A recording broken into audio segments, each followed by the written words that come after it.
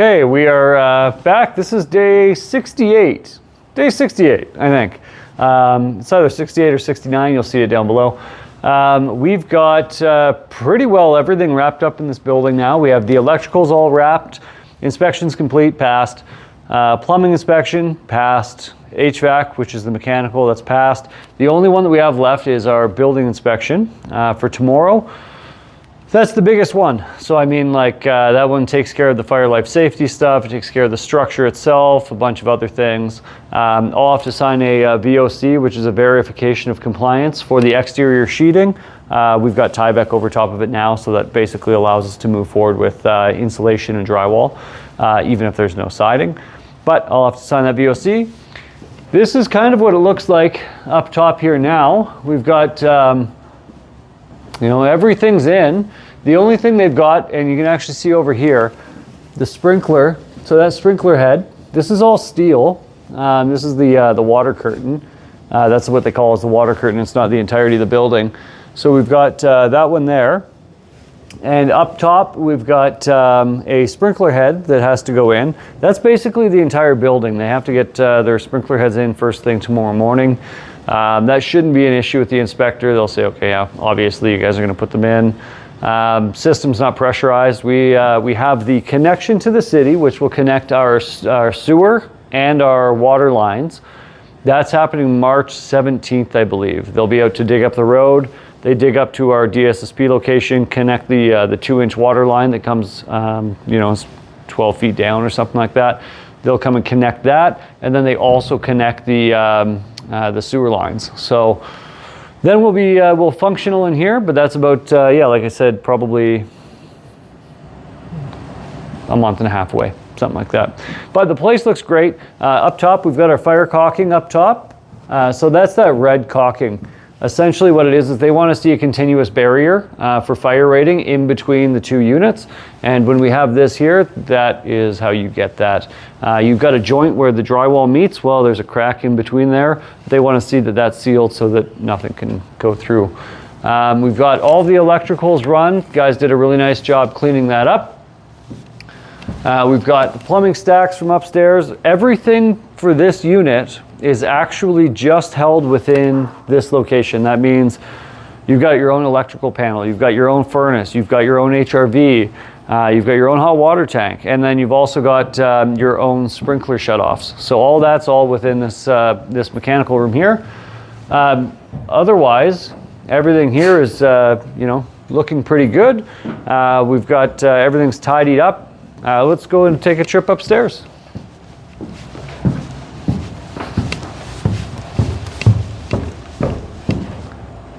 Just as a note, we had railing in today. They came in to measure this distance and to measure the distance for up here.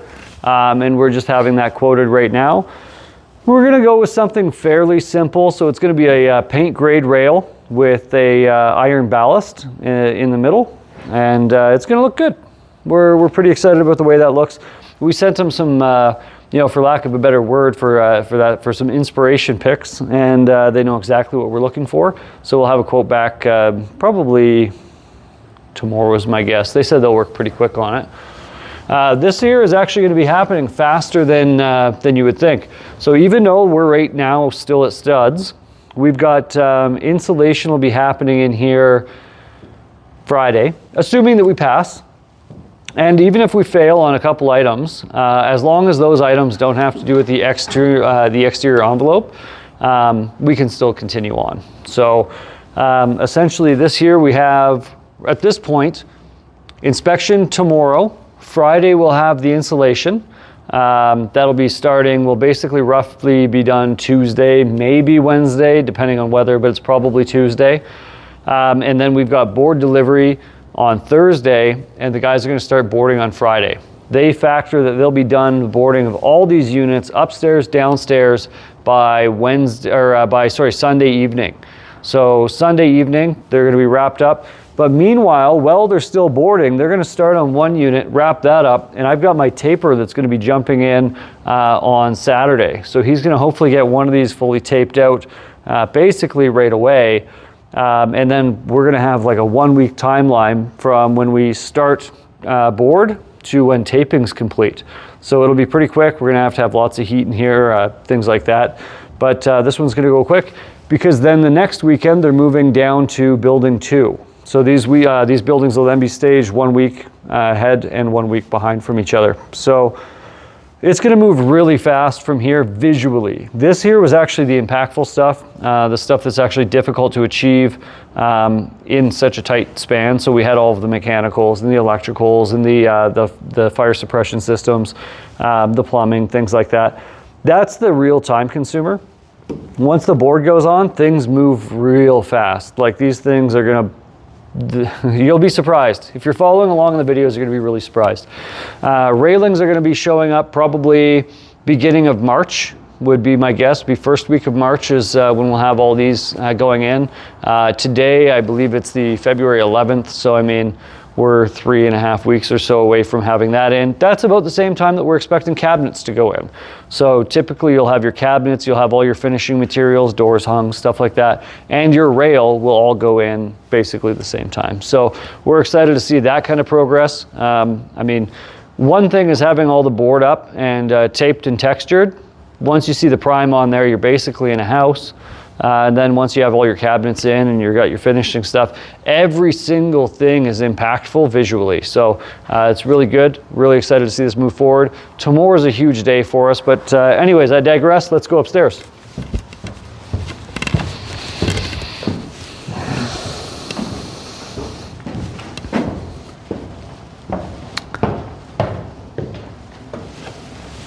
We have a laundry room here. So I'll just run through a couple things. These ones are different than the ones in the front, or in the back. The reason being is that I have a drywall access from the front of the street here, whereas in the back units, I have to have the access from the back, just the way that they can load the board. So on the front units, we're okay to have everything on the back. What we did is it's all shifted for the units in the back so that we can have the drywall access so they can load their boards straight through into the hall here. Coming into this room, smoke detector up top, we've got light in the middle. We've got a 48-inch spread for the closet opening, and then we've got the walk-in bathroom here. So if you look here, we've got really good size, standard 5x8. They're nice. We did the sliding door that gives a little extra room, so there's not a large door to swing out. They're a little bit compact, these bedrooms here, so if we have this, just one less thing to be in the way. Actually, it would have swung inside, so it wouldn't have mattered anyway. Okay, this is kind of neat when you see just how much work goes into these. This is solid steel, so you can see the fittings in there. It's all going to be pressure tested tomorrow. Up in here, it's in the attic space. We can't allow the sprinklers to be in a space that can be accessed by the cold. So it's water that's within these. So you have to basically bring that into a habitable space. So on these, what we have to do is actually build a containment unit around them, essentially with cardboard. They build it and then they spray foam that. And then that's actually what creates the new vapor barrier. I don't like it personally. I was hoping that we could go through the walls, but because this is considered a water curtain system, that means that it has to be directly over top of the windows. Whereas in building 2, the entire building is full of sprinklers. So it's not just considered window, the water curtain, which is just in front of glazing. So we've got the other 2 bedrooms that are over here. Again, yeah, this will all be railing, so it'll be 12 feet of rail. That'll look really nice. It's gonna be very bright, gonna be open. I've got a light, I've got another light, and I've got a third light. So 3 lights up here. It's probably overkill, but just due to the locations of where the lights are, I thought it's better to have more than less. This was the one that we added. It wasn't really part of our original electrical plans, but on site we decided, you know what? I've got a light over here, I've got a light over here. When I open up this closet, I'm gonna block off the light from both sides with these doors, and I'm gonna have no light to see in here. So I thought we'll throw one up there, and that makes the most sense. Just a standard 5x8 bathroom again in there. We've got in here These are those HRV systems.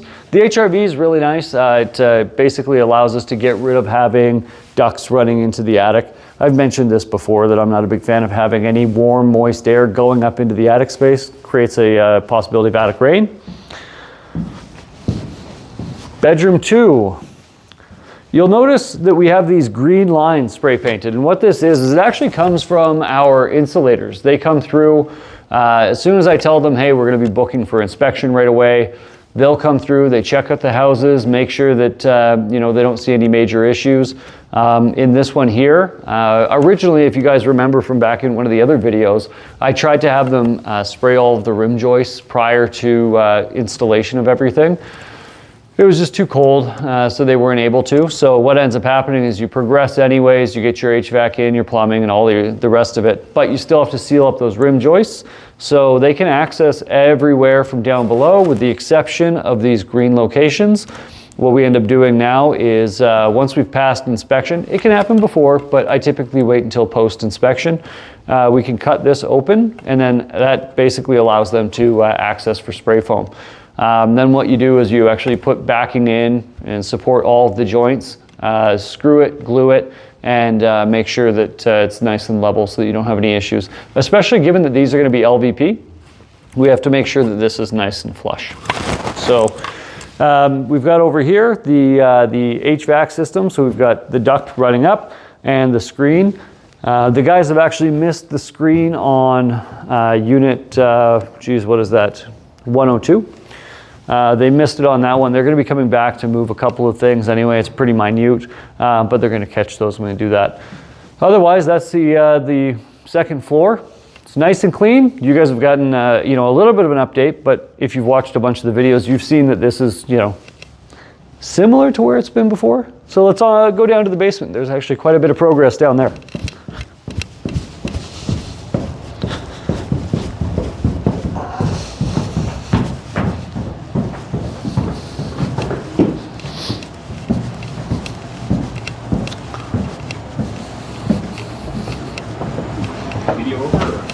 Nope, not yet.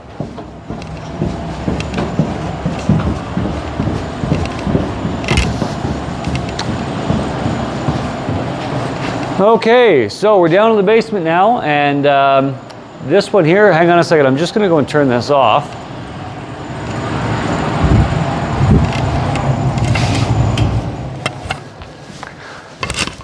Okay, now that you guys can hear me a little bit better without any interruption, all the electrical's in. You can see these are all our countertop height outlets.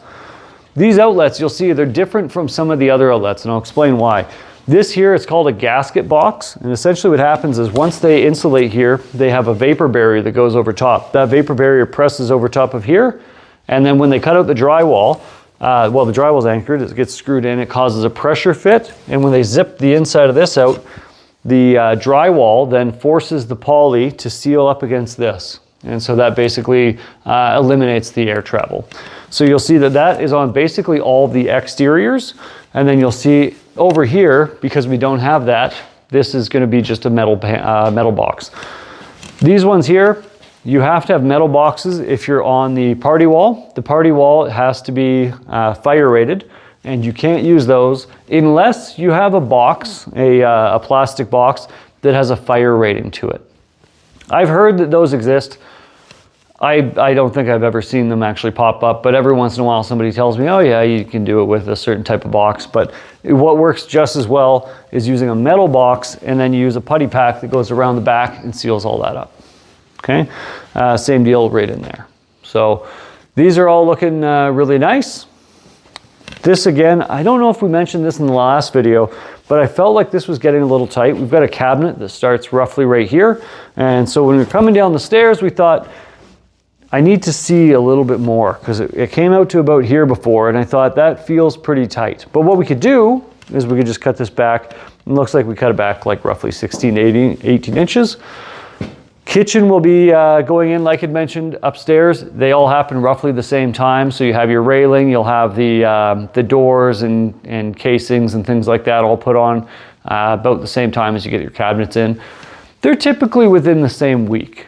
So there's going to be the drywall. obviously hugely impactful. Then you'll have all the cabinets and doors and things like that that go in. That's going to be another impact. So we're really excited to see how this one plays out. Down here, we still have the 12-inch eating bar, so you can see the markout on there. But what we did do is that this was a 24-inch deep cabinet, and it actually is kind of not necessary. It's just too large. We felt again that it was encroaching a little bit too much within this space. So we made an on-site decision now. These cabinets have been shortened to 18 inches to include the 12-inch bar overhang, but that essentially puts us to about right here for the end of that. So we've opened it up by probably, you know, in theory it's 6 inches. Because of the angle, it actually feels more like it's probably 4, but we thought that that was probably a worthwhile change to make. So you still get all the storage, you just don't get that really deep storage. So slight change. In here, if you want to come in here, I don't know how well you can see. We've got the bulkhead is in. This here will end up being dropped a little bit more when the HVAC guys come back. They all have to do a little bit more on the side of drops. This is our home run. So essentially the home run is your main bundle that goes and connects into the panel. And that's most of the stuff for this unit here will be tied into the panel. Go into there a little bit later. Over here, this is our 220. The 220 is for the dryer, and this here is for the washer. Okay, so we got our water lines here, and then we've also got the drain. If you remember from another video previously, this was actually set up to be back over here. The problem with that is that you cannot connect your drain because you don't have an 8 or 9 foot long drain hose, and you have to connect it while the washer and dryer outside. Then you slide it in. So we've moved it over here, and then we've moved the dryer over here. That should give us a ton of space to be able to get in, to be able to hook everything up, and to have everything function well without having to open up the drywall to be able to install a washer or dryer. Coming into here, we're going to be breaking this out. You can see that we've got a little bit of concrete dust there. We're going to break this out, and we got to pull it forward another 1.5 inches, just with the proximity. When this was done for the groundworks, we'd noticed it pretty early on, but unfortunately, well, by early on I mean prior to concrete. But unfortunately, plumber wasn't able to make it out and make the adjustment. So they said, "Oh, I'll have to make the adjustment, post concrete." That happens. It's really not a big deal. I would say, it's a fairly frequent thing, but just moving a piece of the rough in, so no big deal. That's going to get moved over here. As long as it's before flooring, it doesn't really matter. So we're probably, got a month roughly before we have to have that done. Coming in here, this here is some switches. So the switches are going to be for the one that connects right going up the stairs. There's a light there, and then there's also, oh, actually, you know what? I take that back. There's 2 switches here. One is for the kitchen, one is for this area. I've got 4 pot lights in this living area, so it's nice and bright. And then I've got the 3 lights that are directly over the kitchen. So you can see those pot lights run there. Okay. Essentially, we put them here. The main reason is because if you're going to bed, you don't want to have to run all the way over to the kitchen. Granted, small unit, but still it's an imposition. If we have these here, we can turn these off right when we go to bed. So it's nice to have those there. Come on in here. This is our largest bulkhead. Typically, I try to keep my bulkheads really small. This one was larger just due to the fact that the gas guys had put them so far apart. Now, typically I have them come back and move them. I did have them move some of the ones in the back and adjust them. This one over here, I had them adjust, but this one here, they'd already come in and built the bulkhead at this time. And I thought, you know what? I'm gonna get 6 inches of difference. It's still got quite a bit of proximity from the window. I thought, you know what? We can leave it. There's no sense in having you redo the entire gas line to gain that 6 inches. It's not going to actually affect us too much. I've still got lots of height here underneath. So you can see now I am a short guy, so there's that. But at the same time, you can see there's still tons of room under that bulkhead. That's actually one of the benefits of going to the 9 foot. Besides the fact that it feels really large, you got a ton of space. Make sure that if you're building something, there's no reason to go 8 foot basements anymore. The 9 foot basement's going to cost you roughly, it's different based on square footage, but I would say on our project to go to the 9 foot basement, the entire cost is probably, $7,000 per unit. That would be the concrete, the extra studs cost, insulation cost. literally everything. Some, yeah, 5,000 to 7,000, and that's a ballpark. I've never actually done the numbers, but just based on some of the stuff that I've built before, that's roughly where you'd be sitting. Coming into this one's actually pretty small for the closet, but what it does is it's a walk-in closet, sort of. I mean, I can walk in, but again, I'm a shorter guy, so what's that worth? So inside here, we do have a little bit of extra storage space, which is nice. There's no light in here because it's kind of unnecessary, and that will be an outswing door. So inside here, you've got a smoke detector, you've got just a standard light, and then again, that's the foamed space that's underneath the rear entrance. So the main purpose of this one here is to make sure that we don't have cold transfer from outside. This is the one that I mentioned before that has the sealed waterproofing above. Basically, it's the flat roofing. So let's go ahead, we'll run outside real quick. What's the percentage? You better flash like a while over 5%. Yeah.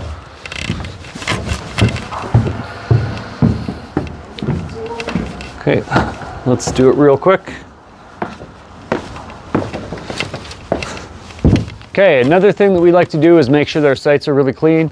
This is probably above and beyond what I would typically do because we had an open house. We have extra gravel here, but we would do the walkways, you do the stair protection, you do rails, all those kind of things. Probably excessive on the gravel, but nonetheless. So these are the outside of the buildings. You can see all of the hoods, they all are level.